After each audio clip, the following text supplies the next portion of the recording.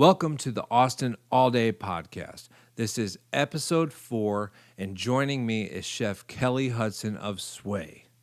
Chef Kelly is not on social media, so if you need to find him, you need to go eat at Sway, Westlake, and I promise you will not be disappointed. I really enjoy doing this podcast today. If you guys can sit back, grab a drink, kick back, and listen on in.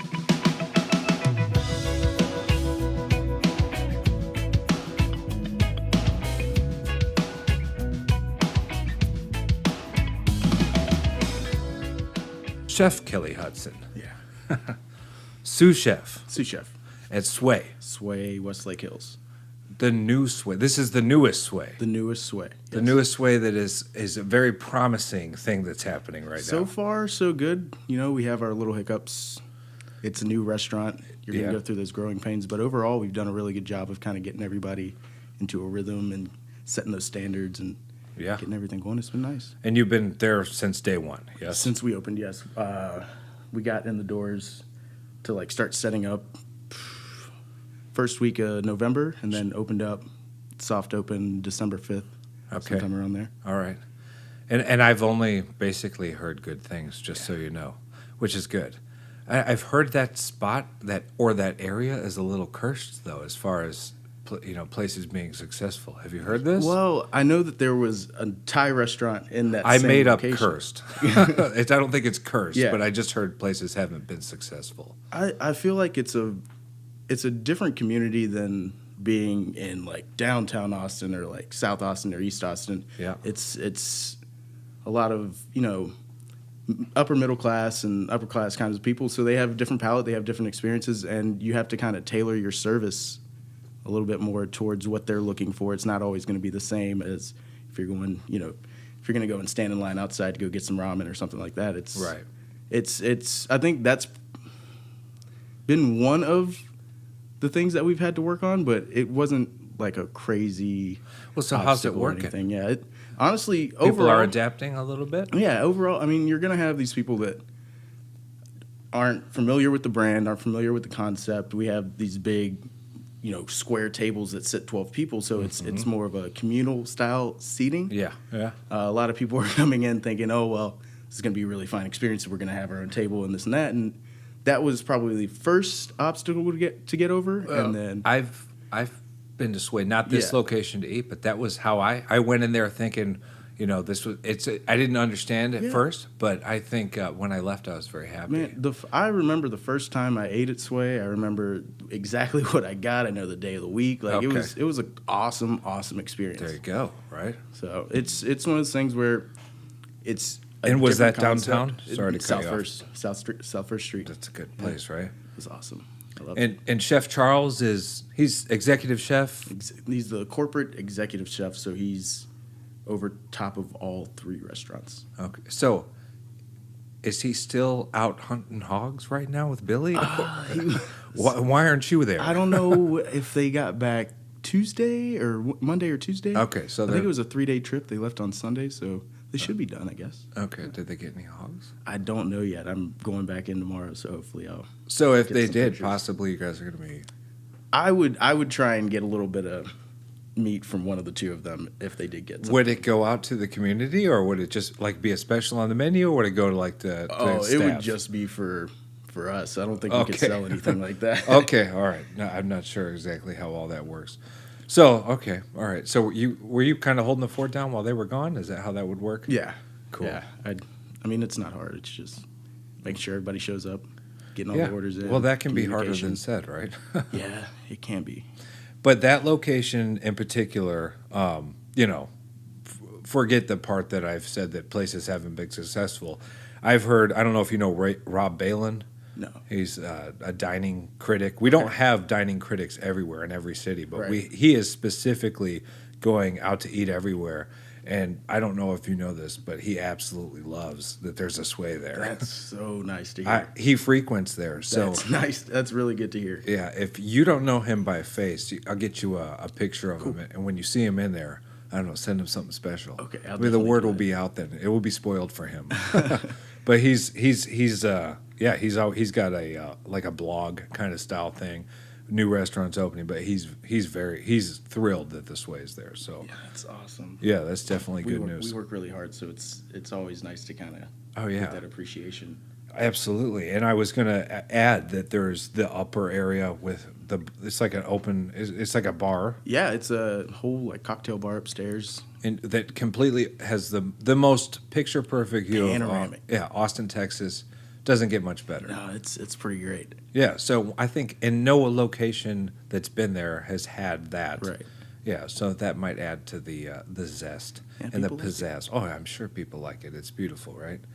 So you yourself, you got into a culinary career when?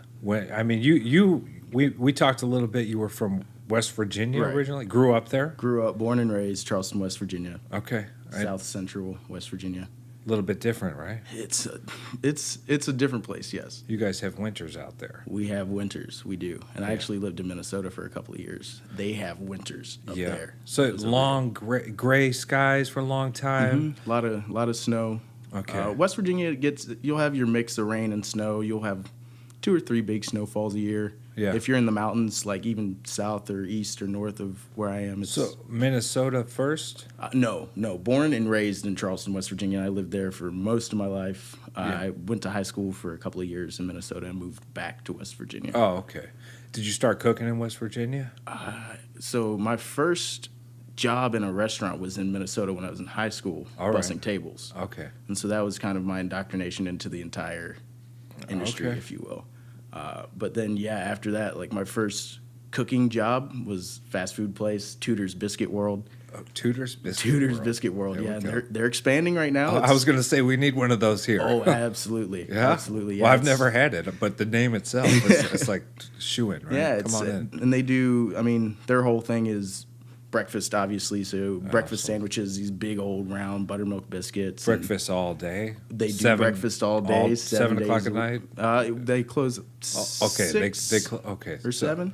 They could do pretty well if they were open later. Oh, yeah. There's a couple of... The one that I worked at was in Morgantown, West Virginia. I went to West Virginia University for a little bit. Sure. And that one, they kind of tried the late night thing where they closed and they'd open back up at 11, stay open until 4. Yeah. Work okay or so? The thing is, like, you have this big biscuit oven, you got to produce all of these biscuits, and it's actually a really, really popular place. Like, if you meet anybody from West Virginia, they probably know what Tudor's Biscuit World is. And well, what about Morgantown? How is that? Because I would assume if they were going to extend their hours, that if they were in maybe like a college town or something. It was a college. It was like right in downtown Morgantown on High Street. It's kind of so I'm sure 6th Street of Austin type of deal. Same thing. So lots of bars. Strategically placed there to be like when these college kids are on the weekend, they're going to be able to leave and eat. Yeah, but late night breakfast. And that was the idea. But the moneymaker was really those Saturday mornings. Yeah, we would get crushed. Absolutely crushed, doing like $4,800 in sales an hour, just selling biscuits. Well, that's good. That's great. That's a good introduction to some fast place. So that's more like of a fast food, right? It was definitely fast food. But fast food with the fast pace like that. I mean, how was your work ethic back then? Did you have any idea that this was going to be kind of the avenue you'd go down? At the time, no, but I still found myself kind of being put in a position where I was leading that kitchen. I became their shift lead there, and I was, kind of opening and closing, if you will. And leadership qualities, absolutely, from the get-go. Absolutely. Were you doing anything else? I mean, I'm curious what happens after Tudors, but Tudors, right? Tudors, yeah. Tudors. But was there anything else you were into at the time? I mean, you're going to high school. I was in college. Oh, college. My current roommate actually got me the job. Your current roommate here. My current roommate here. There you go, a full circle. Oh, yeah. That's cool. Really good friend from, elementary school. Nice. But we started working there together. That was the one and only time we ever worked together. It got a little hot. You want to mention who that is? Oh, he's not in the industry. He works at a bank. His name's Gary. Gary. Shout out to Gary. Shout out Paco. I call him Paco. Paco. That's my guy. All right. But at the time, no, I was kind of lost, honestly. I ended up dropping out of college shortly after I dropped out and then quit working. Not for you? I mean, were you feeling like were you searching then, or did you know you were searching? Yeah, I was searching, man. Like it it wasn't my scene at the time, and you get caught up in all the bright lights and pretty girls and all the things that you can do that aren't going to class. All right. Well, you're not living at home. Yeah. You're doing your thing. And total anarchy. So that was college. Yeah. What was living at home like? Whoa. I mean, I guess quickly, if I just asked, what was home like cooking like? Home cooking like growing up. So favorite meals. Yeah, I kind of bounced around with family members after I got out of middle school. So like young, it was driving, an hour away to my grandmother's house, and she was cooking this big old like Southern dinner. It's just cornbread, potato salad, fried chicken. Okay. The whole setup. That's good. And when she passed, my mom kind of took that over. Okay. Those are some of the more memorable ones. But my mom was cooking all the time. It's that story here. She's tripping over me in the kitchen. I'm sticking my fingers and everything, eating it. So like I was really into eating food. Yeah. Especially moms, right? Oh, yeah. All right. I love food, but I love to eat.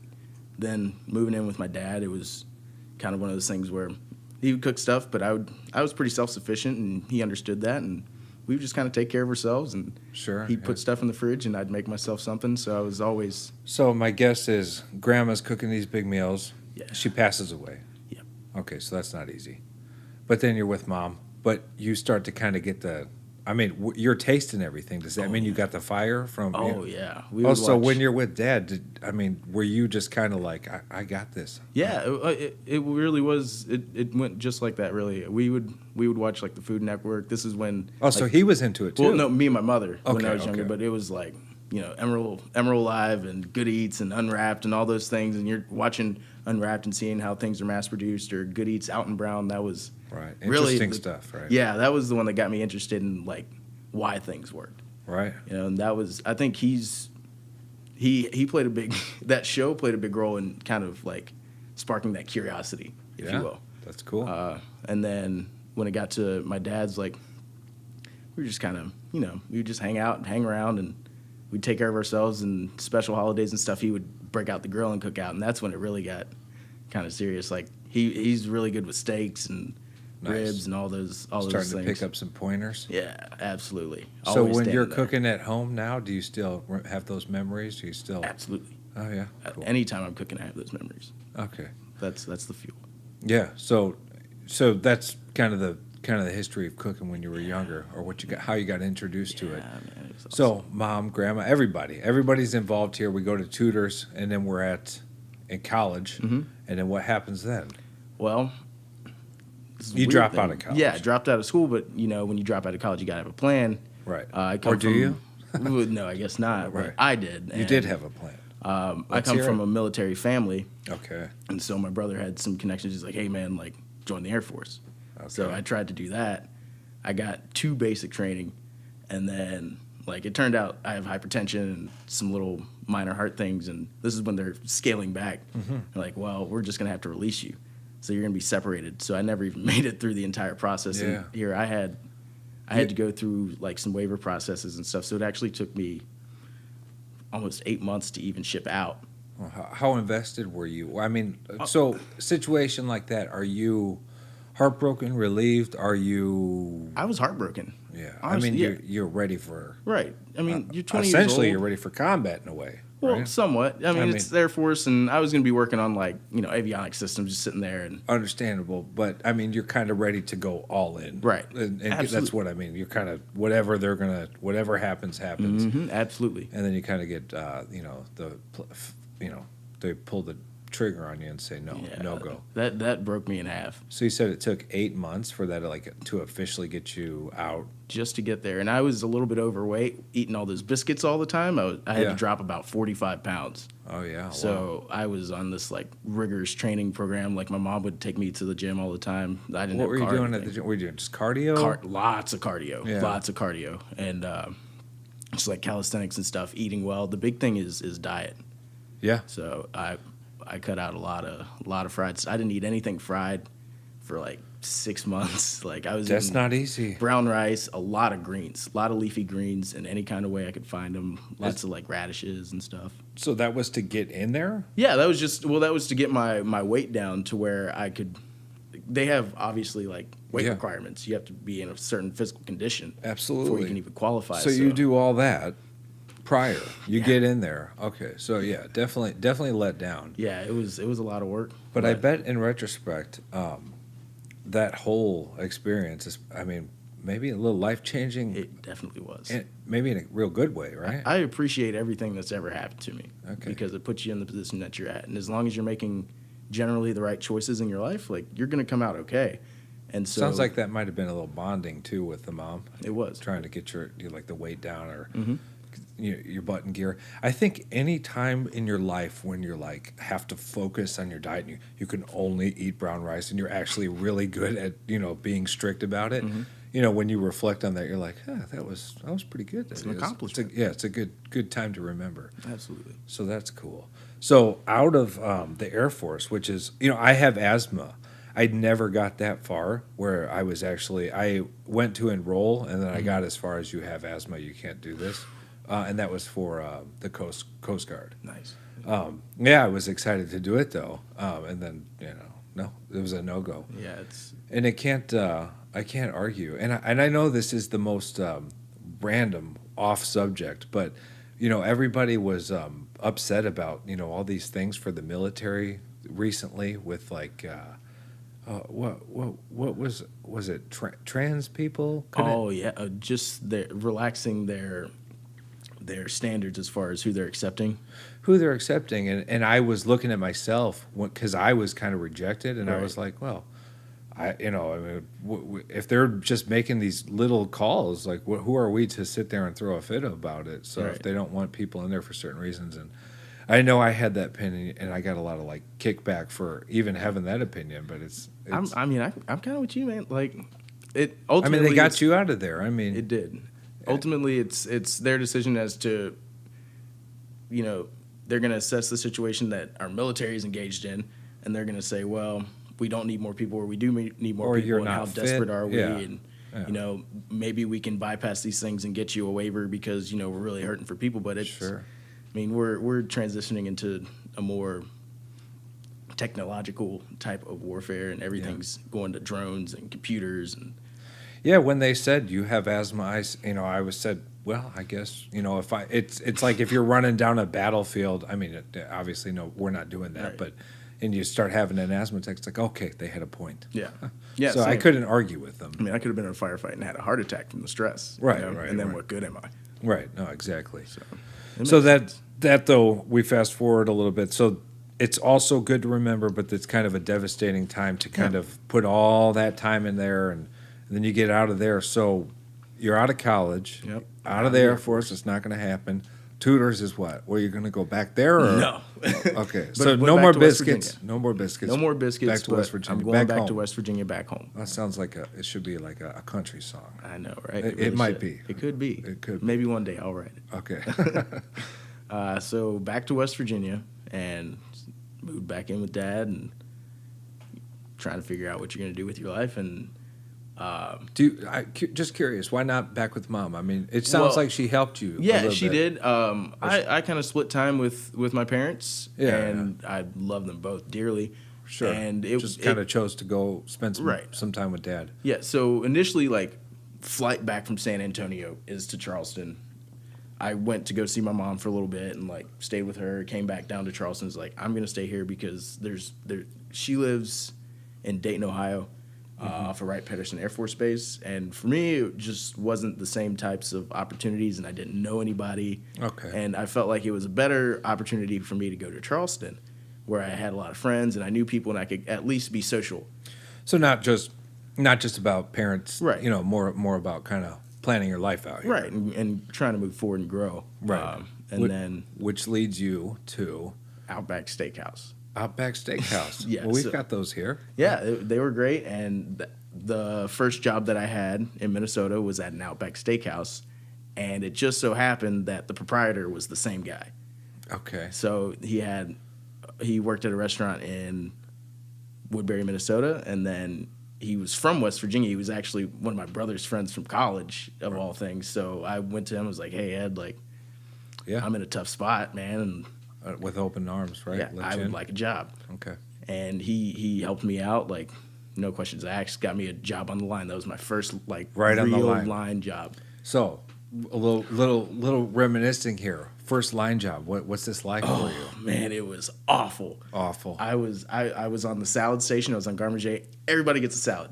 So you're getting your butt kicked during this? Oh, it was awful. Okay, it can It be was tough, awful. A lot of holes in the boat. especially a salad, right? Yeah. And you're hearing the grill, right? And are you thinking to yourself in the back of your head, "I'm gonna get over there," Well, or are you just in the weeds trying to make a salad? Oh man, I was in the weeds constantly. But you look at these guys down the line, and you're seeing this guy like pumping out all these steaks. You're watching these guys on saute, and they're cooking on these French tops, and they're just pumping out food. And like, how do these guys do this? Yeah. And I'm sitting here trying to make salads, and you can pre-build them. Like, I didn't realize that like I should just be sitting there kind of sandbagging them and putting the dressing on top. But I wanted to make everyone to order. Right. But you have to find your routine, your process, really to You got to get through start to service. see it, like Yeah, and the then bigger picture there. the killer was milkshakes, man. Like you had to you had to run all the way to the other side of the kitchen. I love how they have you a salad man / milkshakes. Yeah, like you're doing all the The desserts. healthy plus the Garmager. total.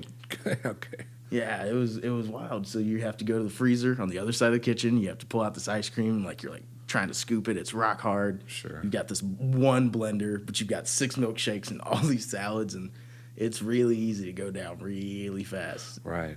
But you pointed out that you're watching these guys, and it's kind of like the eye in the storm kind of thing, and you're going, how are they doing that? With I'm sure maybe they weren't having the easiest time, but they made it look easy. Somebody did. Somebody inspired you. Absolutely. Well, these guys, they were cool, and they would come down and help me out because they have to, because I'm holding back their tickets. They're waiting to fire their food.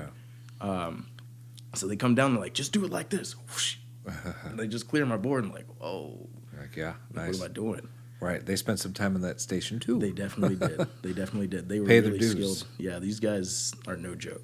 So did you pay, your dues there and move up? Well, I lasted 1 month. 1 month. And I was like, man, this is too much. Long I'm story stressed short, I'm done with cooking. Yeah, I started smoking cigarettes, and like I'm not a smoker. Like, Right. It was bad. And so I found a job at Jimmy John's, and that was a little more my speed. It was still Were you high making volume. the subs and delivering? Yeah, and, no, I was baking the sandwiches, and again, it's it's not a difficult job to do. You, like everything is the same.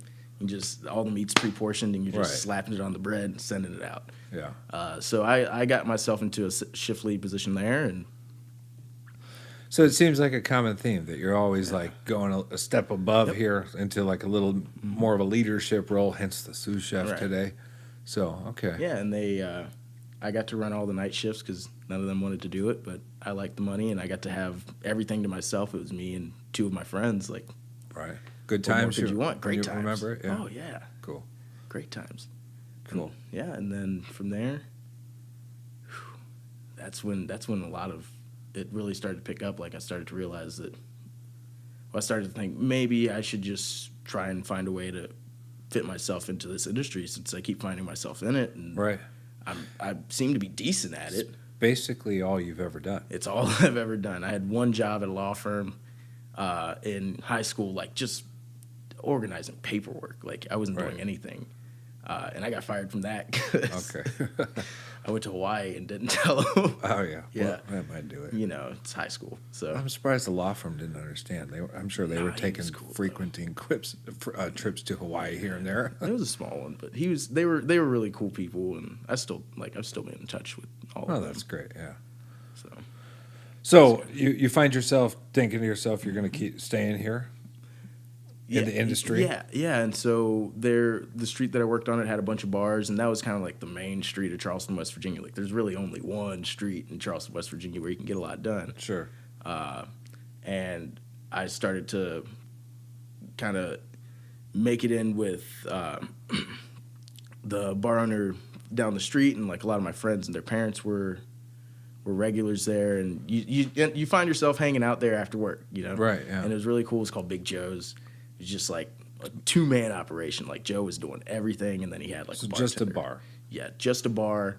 It was in this old building. He had this tiny, tiny little kitchen. It was probably the size of this area. Yeah. And maybe not even as big, just like a fryer. So did you and start stuff. helping them in there, or did you start did. making drinks? So what I Or first both? started doing, I would get off at Jimmy John's and go and work the door for him on weekends. Okay. Real easy, checking IDs, doing whatever.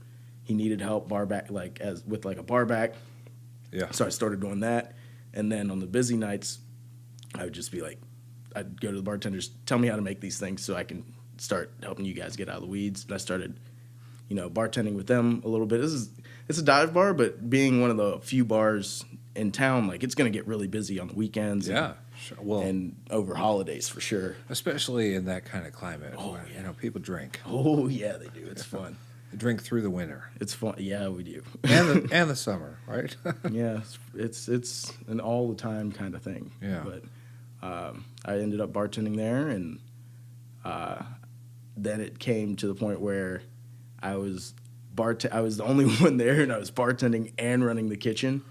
And I'd take their order and be like, all right, I'll go and make it for you real quick, and just drop some wings in the fryer, or put a pizza in the oven, or cook some burgers or whatever. And sounds to me. I mean, me personally, if I was the only one there, I might be, a little frustrated. It sounds like maybe you were cool with it. I was compensated very well. Okay. Yeah, well, I enjoyed the money that enough. I made. Yeah, and it was pretty much all cash. Nice. Yeah, it was a really interesting experience. During the week you have your regulars, and it's always the same people coming in, and you build this really cool rapport, and you become friends, and it gets to the point where you're just kind of like hanging out and just facilitating a good time. And what beats that? Yeah, it was a really good job. It was a great job. So that's a lot of work. Yeah. And you've got these leadership skills that you've developed, and what happens after Big Joe's? Mm-hmm. Well, I got a third job. Okay. Third job.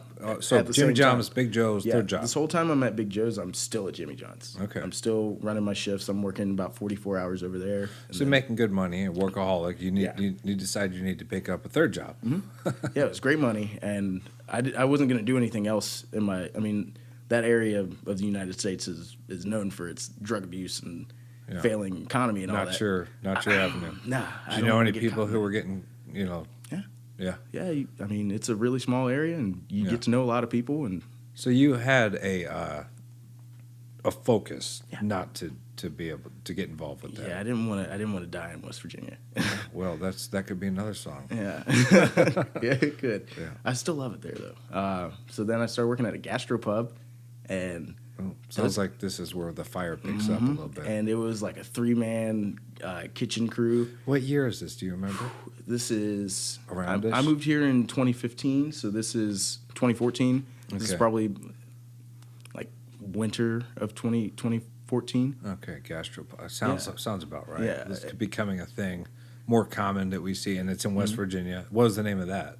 B&D Gastropub. It used to be a place called Murads. Okay. I like the Murads name better, but right. It was over like new management, and somebody bought it out, and it was the owner's initials. It was Brandon and Deborah or whatever, and B&D. Yeah. So and B&D is still there?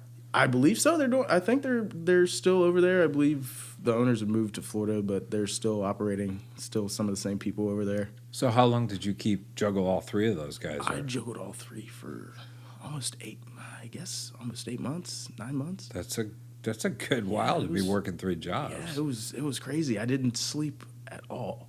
But it sounds like you liked it a little bit. I did. I mean, nowadays you're working a little bit less than that. Yeah, I am. But I guess I'll get to it in a second. Yeah.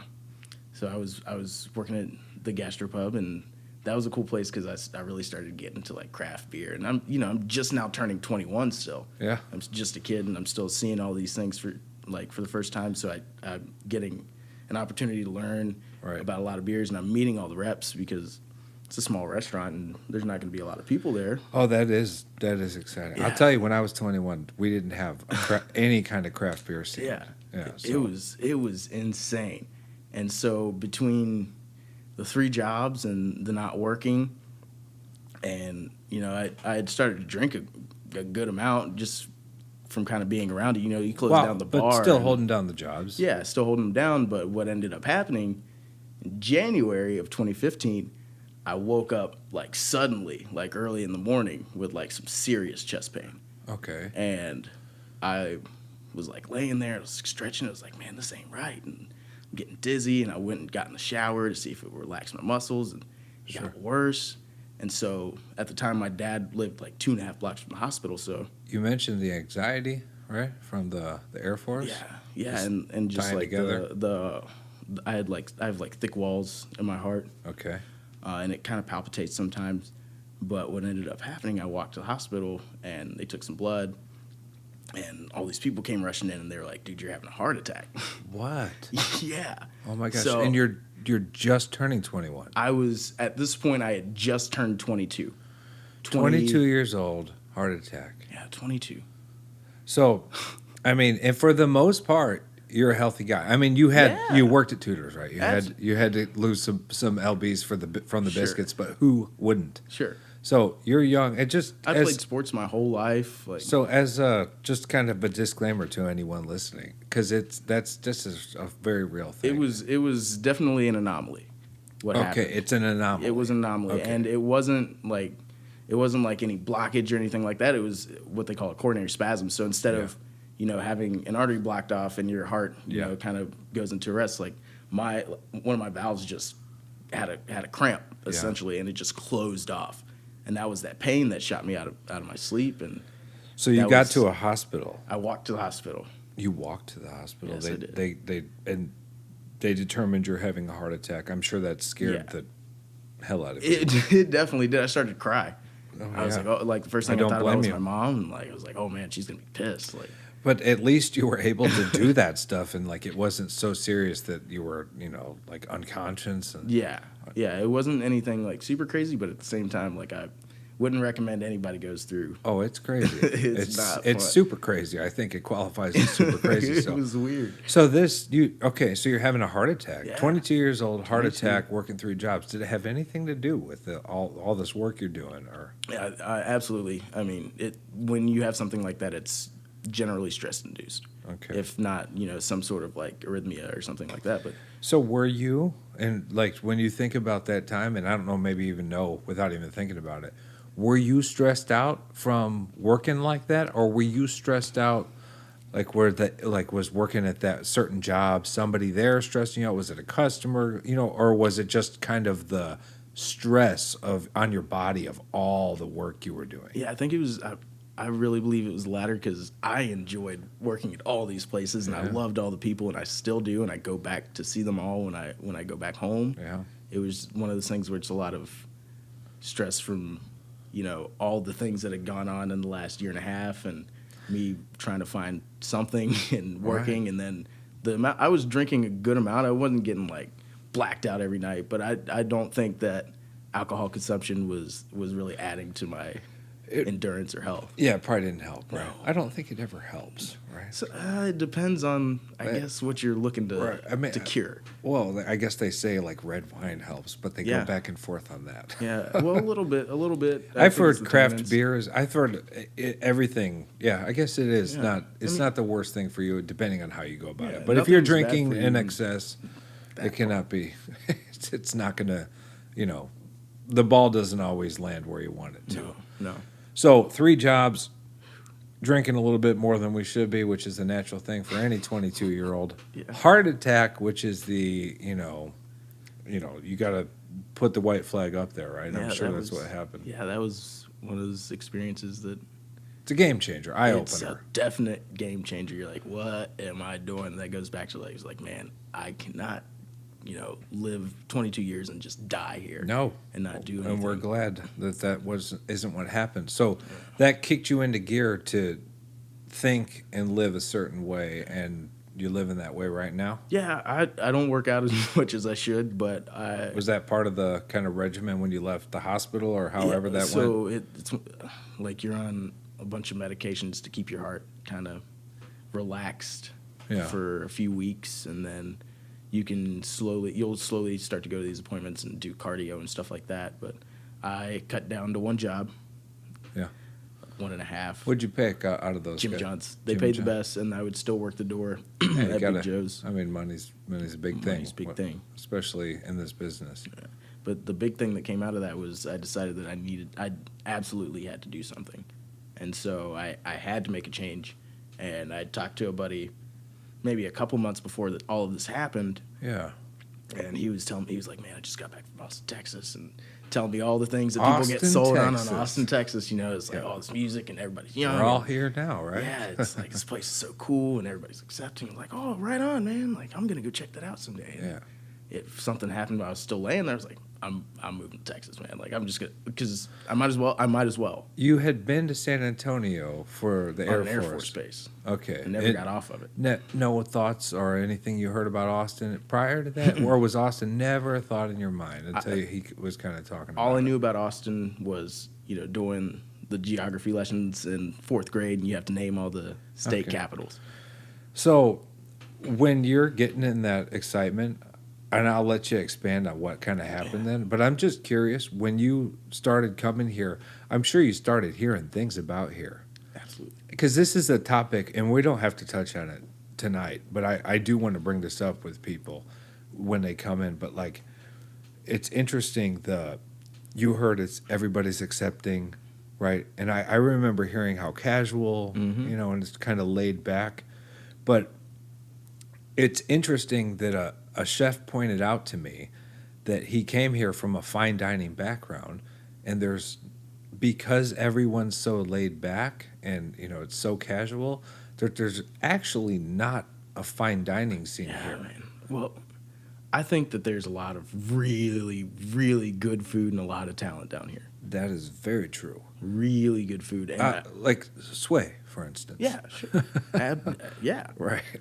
But we have places like that'll kind of knock your socks off when you go to them, but none of them require a suit and tie. And I actually think if anything required a suit and tie, you could just kind of walk in shorts and sandals and you'd be fine. Yeah. And I think that's such an interesting point. I have a guy named Tyler and Rick who were talking about that. I think I'm just going to get him in here and just be like, you guys talk about it. Yeah, I'll sit this one out, but it's very interesting. So you heard how casual. Mm-hmm. That was one of the things that, down to you can walk in any place with a t-shirt and shorts on. Like I was hearing those kinds of things. Yeah. From a lot of people that have been down here, and honestly, it's been pretty much true. And I think you're probably used to it now. You don't pay attention to it.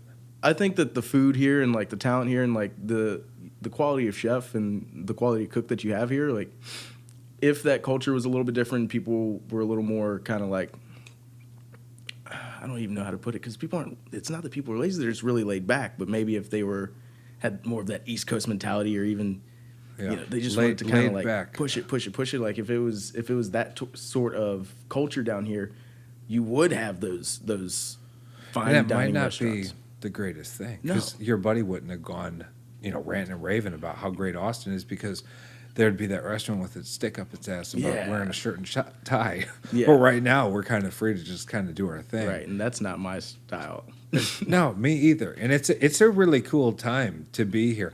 I know it's growing like a weed, but that's a good thing. It's a good thing. And we've also have, a lot of people coming in here, and it can be hectic. But it's cool to see all the new things popping up, like Sway Westlake, for instance. It's a great location. I haven't been in the bar to actually sit down and drink and eat, but I've been up there. Yeah. I don't know if it was you or Billy or one of us. I think it was you, and you ran me up there. I like to go up there. It's fun. It's so pretty, and the view is. And that was actually before you guys were all up and going. But just rewind a little bit. Your buddy's he's told you Austin's great. Mm-hmm. You're gonna make a change, right? So heart attack, which is a big thing, man. It's that'll scare you straight. It sounds like that's what it would do to anybody. Right? I don't think I've recovered mentally from it yet. Just wow. Okay, so there's nothing. A lot more conservative and reserved. So when you say that you've stopped maybe working out as much as you should, do you feel obligated a little bit guilty? Are you scared? No, and I don't not work out because of it. Let's be clear. You're on your feet for how long a day? A long time. Usually, honestly, like 9 hours, 9.5 hours. 9.5 hours on your feet. Yes. So anybody, I challenge you, stand on your feet for 9.5 hours, because that's basically what you're doing. You can run around back and forth a little bit. You're in a kitchen 9.5 hours. Go go run around the block. Your feet are going to be sore. Yeah. It's not easy to go exercise It's not. after working in a kitchen. It is possible though. Oh, definitely. Or it's more or less. I always suggest people do it like before. Yeah, I think But- that would be nice. It's nice, but it's you're talking a lot of discipline when you're waking up before a shift to kind of go for like a jog or on the bike or whatever it is. Well, I got into a good habit of it last year when I was still at the Domain location. You just need to get on the Rock Instagram, but you're not on the social media. No, I'm right? not on social media. Yeah. Hey man, more like to be power off the grid. more power to you. Well, I'm sending people to Sway. I mean, Nice. if Awesome. they want to find Kelly Hudson, Awesome. go to Sway. But so this and is he in the industry? Does he know that the culinary scene here is something you'd be interested in, or is he just like Austin, Texas, laid back? You're gonna love it. No, he was not in the industry. Okay, so I had met him in high school, and we hadn't seen each other in like 4 or 5 years. So it's Okay. like, yo, what's up, man? Like, yeah. this is what just happened to me. Oh, but it kind of sparked something in It you. was weird. So what happened? You just come down here? I saved up money, and Yeah. I went to pick up my brother in Pittsburgh, and we drove in my car, Yeah. came down here. Okay. Yeah, I didn't know what I was gonna do, but I was like, well, I kind of like this. I kind of like this food thing. And it's, if nothing else, it's a way for me. I know that I'll find a way to succeed and make enough money to make a living. Yeah.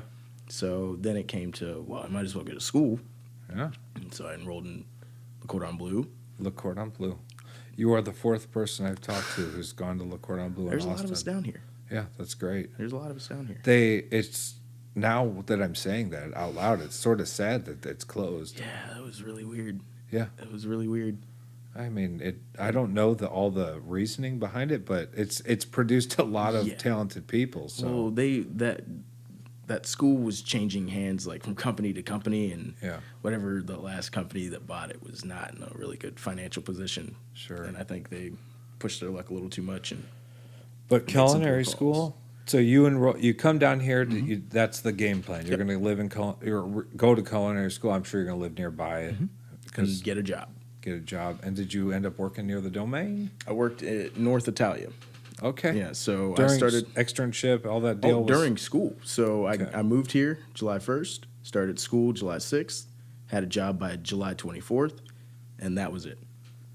This is how you do it. This is what happens when you have a goal and a focus. Yeah. You do it, right? One Yeah. after the other.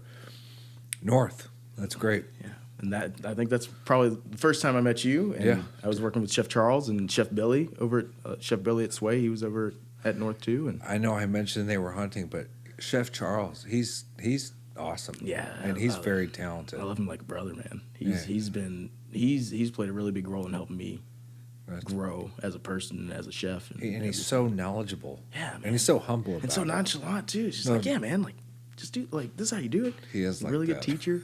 He's funny. Yeah. He's real cool. He's great, man. No, that's cool. So working that's awesome to kind of set you on the path of. So Billy, Chef Charles. So culinary school, did you benefit a lot from it? Did you slack off in it? Did you really put your hat on and work? I was full tilt when it came to culinary, and I had something to prove to myself from what I consider my failure of going to a 4-year university. Yeah. I'd messed around a little too much, so I Sure. wanted to prove to myself that I could do well in a academic environment. So, you're taking your classes in between your cooking classes. Like I was for sure going to strive in those. Like I was going to make sure that I was on top of everything. Yeah. And then joined I found out we had like a American Culinary Federation, like the ACF. Like we had a culinary team, student Okay. team. So I talked to the chef that was in charge of that about getting on the team. I was new. All I had was this like fast food experience, but it was like, look, man, like I want to learn, and if you show me how to do it, I'll be able to perform for you. I think that's half the battle. Yeah. That fast pace. I Yeah. mean, fast food. Forget fast food. Just working Under stress. Fast. It's And like it has to be done now. I mean, all you had to say, "Oh, I worked 3 jobs. I had a heart attack." I could just give me whatever you would. Yeah, just send it my way. I'll figure it out. So I was all in on the culinary Cool. school thing, and And was everybody like that during that time? I know cooking became very popular. I'm sure you Yeah. had some people in there that you were like, I'm going to "Why be a are Food you Network here?" star. Yeah. What are you doing here? Or Food Network star? There was a nice little group of everything that you could find, and obviously you'll see people kind of gravitate towards people that are like them and have the same interests. Yeah. Did you find anybody there you still keep up with? Absolutely. Did you find anybody there you got kind of creative with? Yeah. Well, I ended up rooming with. It was actually where when I moved to here, I got an apartment, and one of my roommates had moved out. Yeah. Before I got there, and it turned out that we were actually in the same school at the same time, and we met each other. He's like, "Hey, man!" Like, he came over one day, and he's like, "Man, I used to live here." It was like one of those weird things. Small world. Yeah, it's just like, oh, well, that's cool. And we ended up really hitting it off. His dad has a restaurant in Houston. It's called Tommy's. Tommy's. Yeah, it's been there for a long time. Is he there? I think he's there right now. He moved back to Houston, and I think he's at Houston right now. I haven't spoken with him in a while. Okay. I should, but Yeah. I've been to his dad's restaurant. It's really awesome. It's just like Cajun food and oyster bar. It's got a soft spot for that stuff. Yeah, it's right.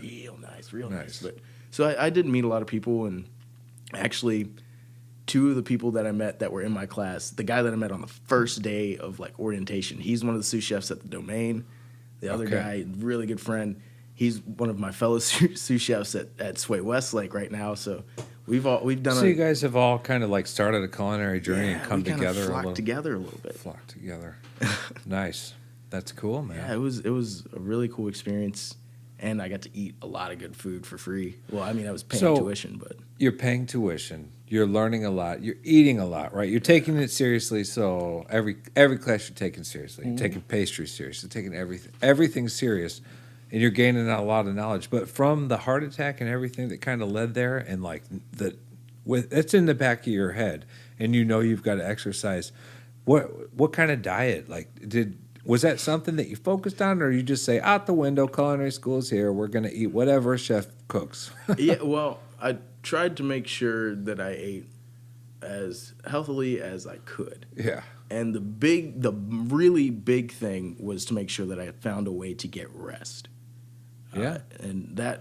So that's doctor's orders. Yeah. Okay. So you still maintain that. I still try to. As everyone should. Get as much rest as I can. And honestly, I'm in a physical position where I could probably kind of push it a little bit, but yeah, we'll get there. Yeah, the rest is really, really important. A lot of guys in the kitchen are. Oh, dude, there's no sleep. There's no sleep, and you can't. I mean, you work till 11, but you're back at 4 for like some random, whatever reason it is. Well, if you want to be really good at it, you're gonna give all your time to it. Like, that's true. It. If you don't want to be, if you don't care, and it's just a job, and it's just a check, you can skate by and do the bare minimum, and that's fine. Like as long as you produce at a high level. But tell me somebody who's done that who you still know. Well, are people skating around in this? No, yeah. See where I'm at, like people come to work, like people like, but there's still this whole thing where for every single one of us, our job is our job, and it's a means to an end. Right. So everybody's got that mindset, but you do see this spark and this passion in a lot of people. Maybe to reword that, do you see anybody just skating by, becoming sous chef? Oh hell no! No, they're just skating by. No, you can skate by in the kitchen. Those are guys that are going to be, they're not looking to necessarily move up. Like maybe they're better off, and they're like, well, this is my niche. Like I'm a really good prep cook, or this is like I'm a really good line cook, or things like that. And like they'll find what they're good at, and they're like, this is all I want. Right. And even then, like I wouldn't call it skating by because at least they know themselves and they know what they want, and they found a way to provide for themselves. But yeah, I think that's what ends up happening. Like you're not going to skate by and get promotions. Like you have to work for everything that you want. Right. And then when you get it, you also need to continue to work, man, because like the minute you slack off, everybody's gonna call you on it. Yeah. Or they should. Well, especially when you're getting promoted. Like if you're a sous chef now. I mean, if you start slacking off, you got people. Man. You got that guy on the Garde Manger who's looking up to maybe you right now, and you don't even know it. Yeah. And it probably doesn't feel like it.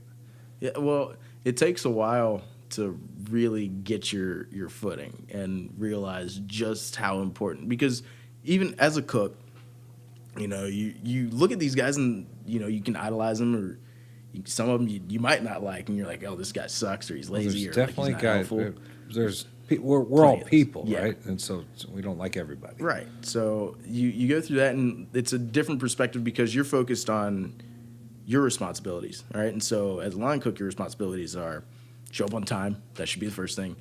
Have your uniform, have your station set up at this time, have all your mise en place together, back up the proper things that you need to back up, and get through service and just make your food, and make it in a timely manner, make sure that it's really good quality. Right. When you get that promotion and all of a sudden you have all of those same responsibilities. Like for us, we have an expo station that we're actually like producing food off of. It's not as much food as every other station. It's not as much to do, but you're cooking, you're expediting, and you're also selling food, and you're checking the quality, you're tasting everything. And so that right there, just in service, you've added all these different layers. And then in the background, you have to make sure that you have gained all your cooks' respect. You have to approach them on a humanistic and like individual personal level, right, and get to understand them, because at the end of the day, like you said, we're all people, man. So you can't be sitting there on your high horse and just kind of like, whipping it out and just. Yeah, it won't get you very far. No, but at the same time, you do have to uphold a standard. Yeah. What comes from that is like you have to have all of yours. You have to show that all of those things that you're responsible for as a line cook, you have to always flawlessly execute those things. Right. Like that has to be second nature. It should be, and so that way that becomes easier. But then it's the added stress of being responsible for everything that's happening, and the fact that if you're opening, somebody might call out, dishwasher's bus is late, like, yeah, you're all of a sudden setting up two stations, and then you got to cook family meal, and this guy's coming in to fix the oven. And sometimes when there's somebody on the line who's like wanting to step up a little bit, and like they're aspiring to what you become, those guys are awesome. Well, they're awesome, but I'm also kind of addressing the question where maybe somebody doing that might think that when they get to where you are, that means you get to tone it back a little. It's a little easier when you get. Yeah, they do. It's the opposite, though. I think I had that perspective for a little bit, and it was a rude awakening when it finally happened, because when I finally got my promotion, I was opening a restaurant for the first time, like helping open a restaurant for the first time. I wanted to ask. So we're at North. No, this is at Sway. So, but we're at North, right? And so Sway Westlake, is that where you got? Did you start with Sway at Sway Westlake and open it, or did you start with Sway beforehand? So I left North and actually went to Flower Child. Okay, and then in the Domain downtown. Domain. It was pretty short-lived. Like 4 or 5 months after they opened. I was there. Was that with Chef Matt or Chef Matt? Yeah, I was there with Chef Matt. Okay, well, he's back in Arizona now. Yeah, I know. Shout out to Chef Matt. What's up, Chef? Yeah, he's a cool dude. But then he was cool. Yeah, I wasn't in a place where I wanted to be there. Like, great company, great food, great restaurant. But it's I wanted to do something as different. North, right? Mm-hmm.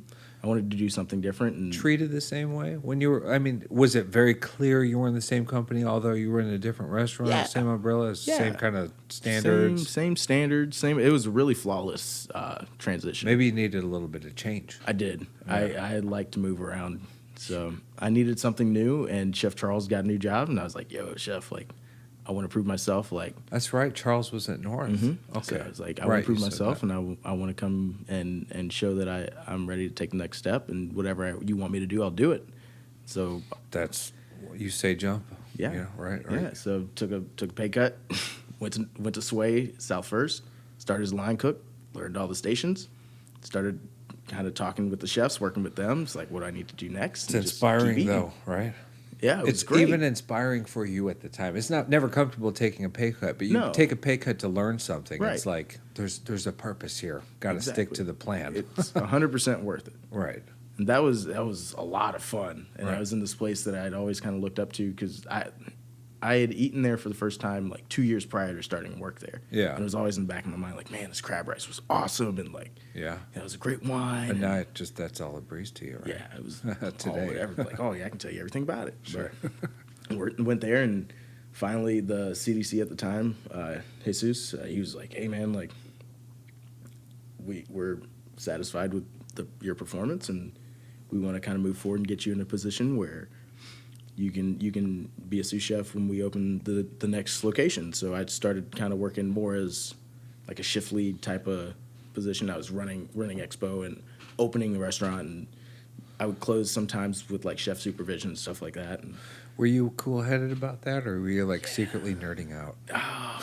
I guess it was kind of both. Like it was really cool, but I started to slowly feel the pressure because at the time there was a lot of guys there that had been there for a long time. Yeah. And you really got like So you got a little intimidated. well, yeah, because to them I was this new guy, and I kind of like Something to prove. took the bypass lane and went around them. Sure. You know, and so that's a really interesting position to be in. Well, it's an interesting position to be in, but it also shows that put you in leadership, you have respect for those guys, and you want them to kind of know that, hey, Yeah. I might have gone here, but right. I mean, you're thinking about Yeah, them.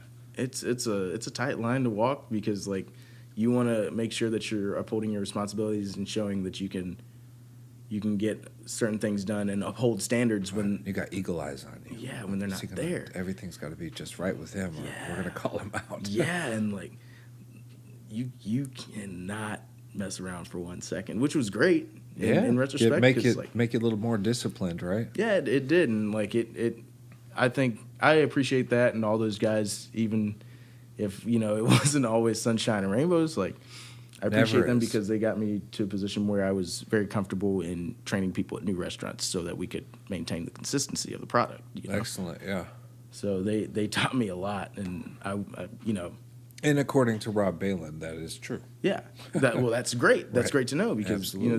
these guys were very serious about what they did, and they took this very seriously, and they loved that restaurant. They loved the concept, and that while to some of them it might not have seemed like I was picking up on it, like I felt the same way, and I had that same passion about the restaurant, and I try to carry that with me. Sure. Yeah, that's great, man. That's Yeah. the kind of the model team member there. No, it was a really interesting experience. It was a really cool experience. So you open Sway Westlake. That's what happens next. Sway Domain. Sway Domain first, and Went then to Sway Domain first. So how long after Sway Domain? So you helped open Domain. Yes. With Chef Stacy, Yes. who's gone on to this excellent endeavor that we need to talk to her about. I hope we can. Should get her down here. I really do. I need to reach out to her. If you know how to get a hold of her, I'll talk to her. tell her, man. Yeah, that she would be really sounds cool. like she's got some cool stuff she's going doing on. her thing. Yeah, she really is. And even Chef Charles Glaze, that took over for her. We were Okay. sous chefs at the Domain. Oh yeah. Okay. Same So time. all right. And- I don't know him by. I'm sure I know him. He's a big, tall guy. I'm sure I know him, but I last time I was in there, I was trying to find him. But Yeah, you want to talk about like knowledge and talent? Like that's your guy right there. He's young and he's hungry and he's really, really knowledgeable. He worked Cool. at Apis for a little while. He's done a lot of really neat things. nice. So you open the Domain. Yeah, Everything goes smoothly. Are you a sous chef over there? I was a sous chef over there. Sous chef over there, and it comes time to open the Westlake location. So is Sway? I mean, you don't need to go into details of the company. I know we've got Sway, and they're under a La huge Condesa umbrella. and Il Bruto and Il Bruto is Il there. Bruto, Okay. yeah. What is it? La Politique, Hotel Ella. Hotel Ella, Chef South Austin. Congress. Do you keep up with all the guys from everywhere? or is There's it so not many people. much? Like yeah. I know the Sway family. Like Yeah, I know yeah. all of those guys. I figured it might be something like Yeah. that. It is a huge thing to say. Are you keeping up with Yeah. every cook and every chef everywhere? Okay, so we've got Sway Westlake is opening, and I was saying you don't really need to go into like all the details, but like, is that the plan to keep popping up with Sways? Because I feel like we're kind of well rounded Yeah, I mean, in a good way. as far as I understand, like they want to grow this company and grow this brand, and it's a really good brand to grow. Yeah. I think they're working out some details in different areas, and they're still trying to get their footing. And So are you going to find your baby and stay there, or are you going to like kind of go with the flow and wherever you're needed, you're going to go? For me, on my individual journey, like I think the next thing that I really want to do is kind of take a step away, actually, for just a second, and not be attached to it, but I want to learn more about where all this food is coming from. Okay. So are we talking about like future plans right now? Sure, yeah. Like your goals? Like learning more about agriculture and horticulture and Okay. and different energy sources and all kinds of different things. Just trying to figure out how to kind of produce food on a mass level Sure. for everybody, not just cooking in a restaurant and you have to go and buy it, but I want to see what's actually going into, the things that we're buying at the grocery store. Okay. I think that would be a really interesting piece of knowledge to have. That is an interesting place. It's also interesting that that's kind of where you're from cooking. You're in kitchens. You're opening restaurants. It's excited. You're an enthusiastic chef too. Yeah, I love it. You kind of go off course because this is kind of catching your attention here, and it's of course related to food in the most it. You can't get any more connected if you want to know where it's coming from, the soil it's grown in, and so how do you do that? Well, for me, what's your plans? So for me, I wasn't fortunate enough to grow up on a farm or anything, so it would be going to school, getting a degree in agriculture, business management, and horticulture, and learning all these different things, soil science, and really getting into the biological side of plants and food and the things that we're doing, and just kind of taking it from there, immersing yourself in different. You might go and work for Grow Up or talk to people about, greenhouses and even there's opportunities joining the Peace Corps and things like that. You can go to Africa and so do you want sustainable farming and learn this and to come all the way back to cooking? I or would maybe see where it goes. I would like to see where it goes. Okay, if you do this, let's fast forward to 3 years and you've done all this and you've 3 years. I finish my degree. I maybe I get accepted to take a position with the Peace Corps and go to Africa, do sustainable farming in Algeria and Namibia, wherever, something like that. Come back. You got kind of a vision for what you might want to do. Yeah, absolutely. So what I was actually that's cool, but 3 years out, right? You do all that. Mm-hmm. You listen back to this. I'm going to say this right now, and you can tell me maybe how silly I sound. I put 2 raised bed gardens in my backyard. In one of them, I went to some kind of gardening place, and I spent $300 or $400 on really good organic gardening soil. Put it all in a raised bed. It was so expensive to put dirt, $300 or $400 in dirt. So the second, they're 6x6, 2 foot tall. I just kind of cheaped. I went the cheap route, and like I said, you could, if you do all this, you listen back. So the one with the good soil is everything grows. It's beautiful. There's never been a weed once. Everything I planted there just grows the next day. It's boom. It's like the Hulk. It's all on steroids. And the other garden has been a nightmare. All it has been, I pull weeds from it. Every once in a while, everything just dies in there, and I have to pull everything out. And it's been the main thing I've learned is just don't cheap out on the soil. You get what you pay for. You get what you pay for. I can't believe how it's the most, everything comes from there. Yeah. Which is crazy when you really think about it, because you're looking at a ripe piece of fruit and it maybe looks so good. All of that comes back to the earth. If you don't have good growing conditions, you're not going to have good food. Yeah. So do you do anything right now? Because like I said, I have the 2 raised beds, and I'm not bragging, because if you go look, they don't look good. Yeah, I have an apartment on 3rd floor right now, so I've tried to grow things on my porch. Do you guys? We have, so at South First, they used to have a few raised beds. Those have been replaced with towers. So there's no actual soil, but it's towers an aeroponic type of tower where they're growing leafy greens and herbs and things like that. You guys still use that? Yeah, well, yeah. On occasion, or is it more aesthetics? I feel like it's a little bit of both. We've gotten, and this is all new stuff, so we're just coming out of the fall and the winter, and it's not, you can't grow a lot.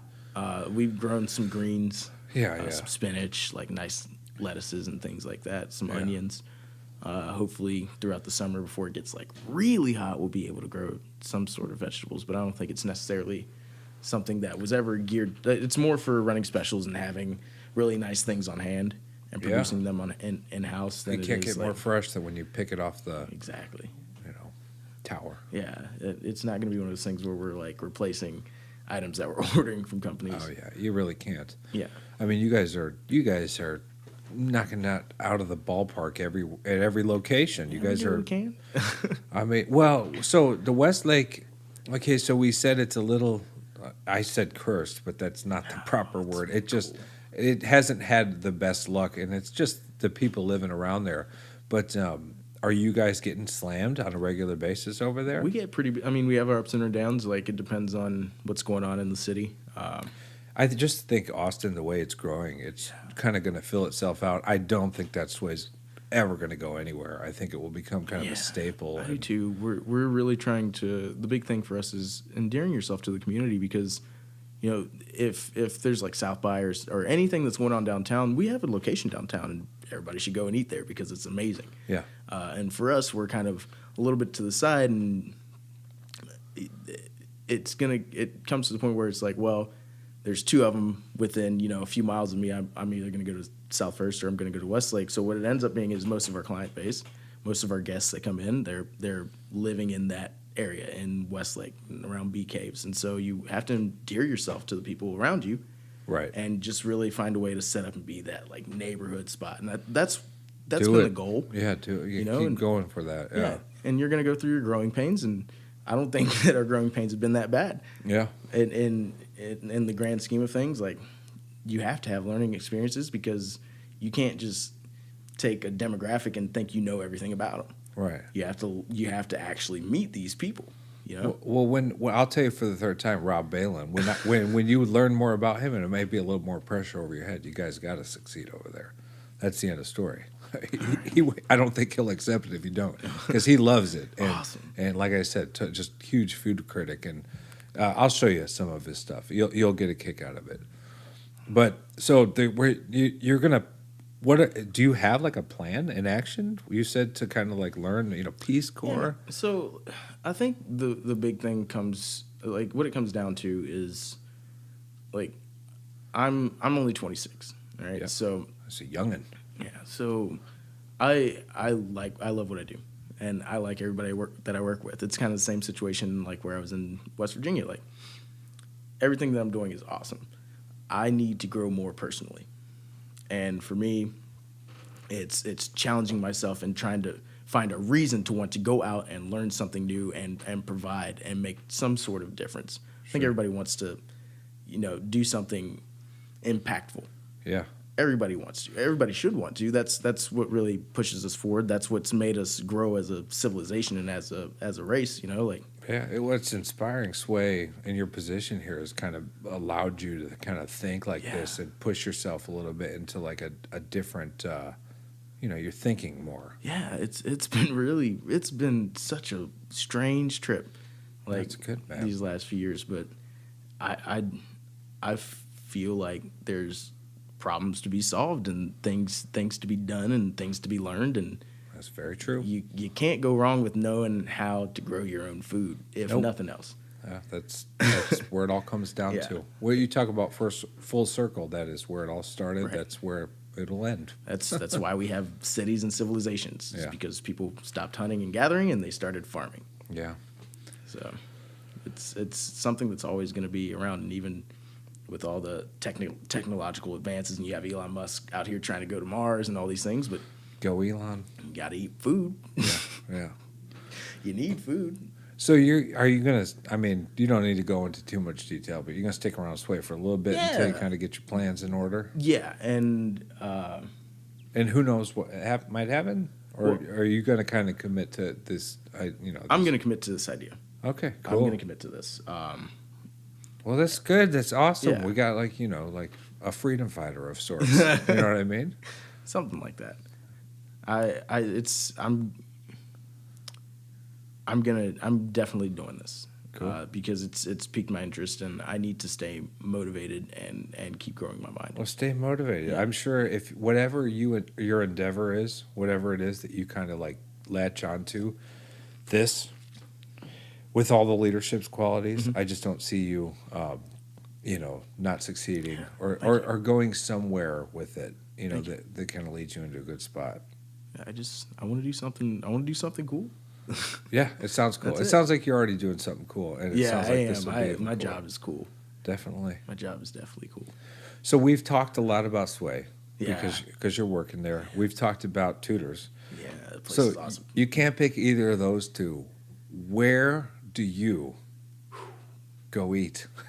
Okay, Where's your secret? Because Anybody listening is gonna. Okay. I mean, it's the best question to ask a chef. I live up north, like 183 McNeil area. All right. Okay, so for me, I want things that are very close. Yeah. And so there is an Indian restaurant. I love Indian food, love curries and like bread and Sure. I'll go there a couple times a week, you know. There we go. So I don't know how to pronounce it. It's Sangam, Sangam. It's Parmer and McNeil. Parmer and McNeil. Yeah, it's up north, but they just opened recently. Spell it one more time. Sangam. Okay. Their food is amazing.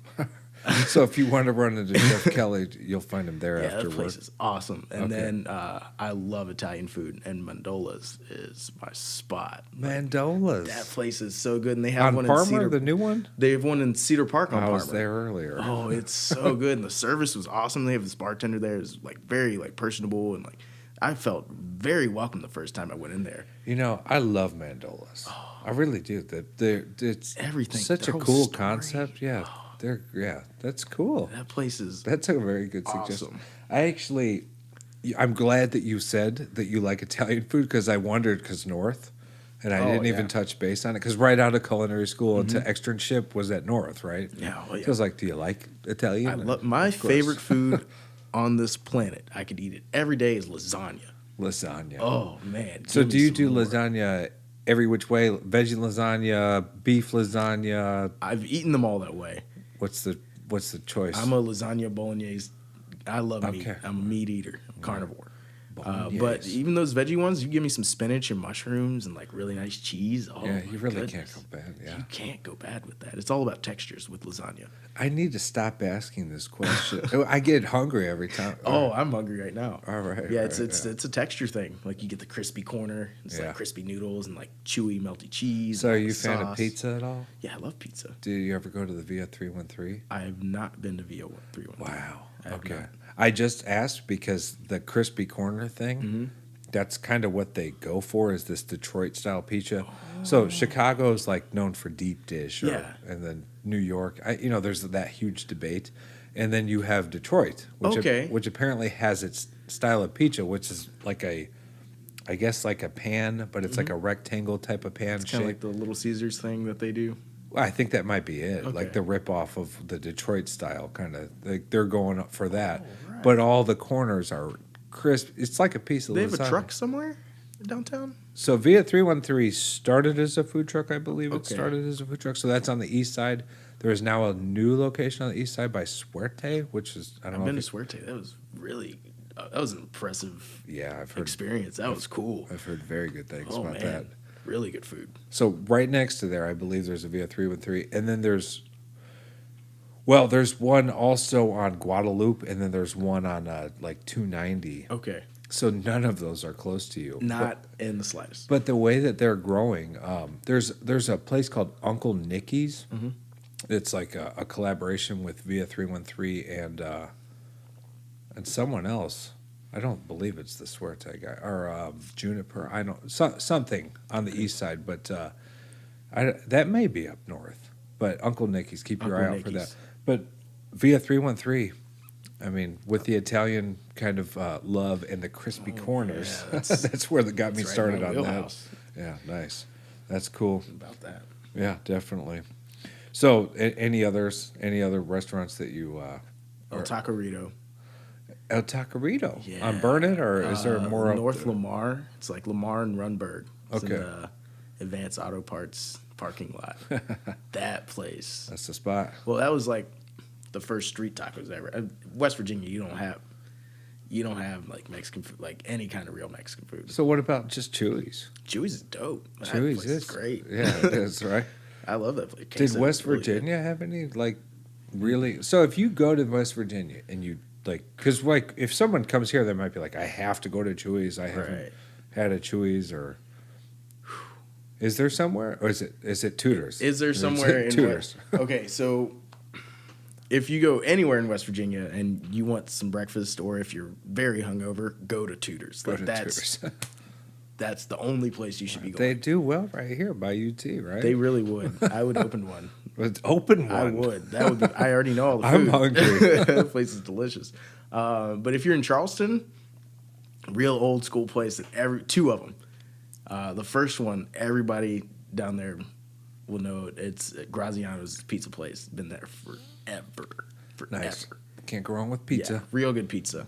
And then there's this Chinese place. I still haven't had Chinese food as good as this place. I probably never will. They've been there since before I was born. Yeah, it's called Mang Kwang. Like, go to Mang Kwang. There you go. If you're ever in Charleston, West Virginia, go to Mang Kwang. That's right. it. Yeah. Well, you heard it here. And get a pepperoni roll. Nice. So, yeah, those are all those places. And then, yeah, like I said, like Mandola's, Taqueritos, Indian place. Like, those are kind of my staples. Yeah. If I don't want to cook anything and I don't have any like frozen pizzas in the freezer or anything like that, like. Which happens, right? Oh, it happens a lot. And I got to ask, like, when you go home after working, I mean, you know, you're working at Sway, you're managing the staff. I mean, you're out in Westlake. You got to go all the way up north. Mm-hmm. I mean, I'm sure you get stuck in traffic a little bit here. I mean, traffic at rush hour. We just like zip over the traffic thing and just like, it's horrible. But it happens to all of us. Right. It happens to all of us.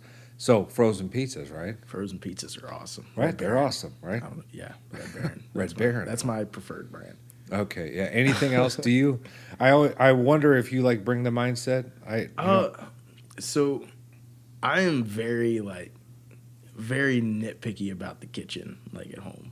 Yeah. Like I don't want like a bunch of old shit in the fridge and like. You have a girlfriend at home? No, just my roommate from back home, and he like.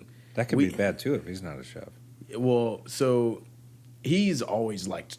I mean, for him. Oh, okay. Oh yeah. Well, it's okay. I'm sure I've gotten on his nerves a few times because I can get a little anal about some certain things. But like the sink, like keep that sink clean and shining. Like the stovetop, like I'm always like wipe. Like it's when I cook at home, it's like I'm cooking at work. Okay, yeah. But my roommate, it's not going away, right? No, you can't turn that off. It's like a discipline. Like if you got it there and you don't have it at home, well, you don't have it. Right? That needs to be all the time. Right. That's just the fundamentals. Yeah. Just keep it clean. My roommate does a good job of cooking, and when he moved here, he's like, dude, like, drop some of that knowledge on me. Well, that's good. So that's fun. So he cooks, and he cooks really good food. And so this is the roommate that. How do you know this roommate? Yo, we played Little League Baseball together. Okay, so you guys 10. grew up together. Oh, yeah. Which is crazy because you're both in Austin. Yeah. And he came down here a couple of years after I did. He's the banker or the... Yeah, he works at a bank. Okay. He's doing his thing. He's cool. in Thailand. Right. Living the life. Nice. And you're you get to show him some of the little secrets here and there. Yeah, I always want to like blow his mind. Hey man, like you do this and your girlfriend's gonna love it. I'm sure it's worked. Has he told you? Yeah, he was like, hey man, like I'm gonna like, can you show me how to do this real quick or like give me a recipe? I'm like, yeah, dude, like this is really easy. Just here's do the it recipe. Like now leave. Do it like this. Yeah. And she always likes it. So. Well, good, man. Excellent. I love that. You might make, if you're there, you might make her, you know, there might be a little jealous thing going on. No. Like, just have him cook. No, they've got their thing going on. They Okay, don't need good. me. They're good. Any plans for the future for, you know, relationships or? Ah, man. Whatever comes? Yeah, go whatever with the flow. happens. You can't force those things. Oh, no, absolutely. You can't force those But right things. now, nothing. Free man. A free man. That is the Do what I way to want. live your life. It's really nice. Ask me, ask Finn. Solitude is what I call it. Yeah, oh, yeah. I get my time to myself, and I'm a big thinker. I'm a very pensive type of dude. Yeah. Like I'm always like in my head, like planning something out. Well, we know that because I mean, like your plans here. I mean, your plans are. I want to keep up with you. So this what we're doing here is not meant to be a one and done type of thing. Yeah, I want to come back. Definitely, you have to come back. And I want to come back. I don't know what's going to happen between now and when you start getting going with like what you really want to start doing. If you guys open another Sway or if you move up the chain and Sway, whatever. I actually kind of thought it might be cool if you and Charles and Billy or a couple guys came in here. Yeah, and that would be cool. And when they get back, I'll even talk to them about it. Be like, hey guys, like I had a good time because I'm having a great time. Like, well, this is a lot of fun. Good. This is really cool with me. I could do this for hours. Absolutely, it's meant to be fun, and it can go for hours. We do have Woodford Reserve. Right, but you're familiar with this. I'm not. And you brought in Dickel Rye. Dickel Rye. So anybody George Dickel. Anything about this that So the first time I had it, we were doing like some whiskey tastings before we opened. Sure. At Westlake, and they brought it in. I was like, man, this stuff's really good. I'm gonna grab it. Yeah. Yeah, and so I've had it a couple times in the house. I don't like to, like I said, I've cut down on my alcohol intake, so I don't drink a whole lot. Sure, but this will when I be do, greatly appreciated. Yeah, I like to have like something nice to just sip on and relax and watch a little bit of TV, pet the dog or whatever. But this is, I mean, it's that nice little price point. It's like it's not expensive, but it's really good quality. Got a little sweetness on the end. There we go. Good balance. So anyone listening who wants to come on here, compliments of Chef Kelly. Yeah, so thank you. Come get you a taste. Oh yeah, definitely. You feel all right? I feel great. Good. Anything you want to add? Maybe No, anything? Jason, thank you for having me here, man. 'Cause Oh, absolutely. This is a really cool thing you got going on. Oh, like I'm saying, the door is absolutely open. Whenever anybody wants to come on, especially you just say the word, and we'll get you back in here. Get rid of me. This is cool. No, man, the door's open. Chef Kelly Hudson of Sway, Westlake. Keep it up, man, and good luck. Thank you. Like I said, door's open. Appreciate it, man. For sure.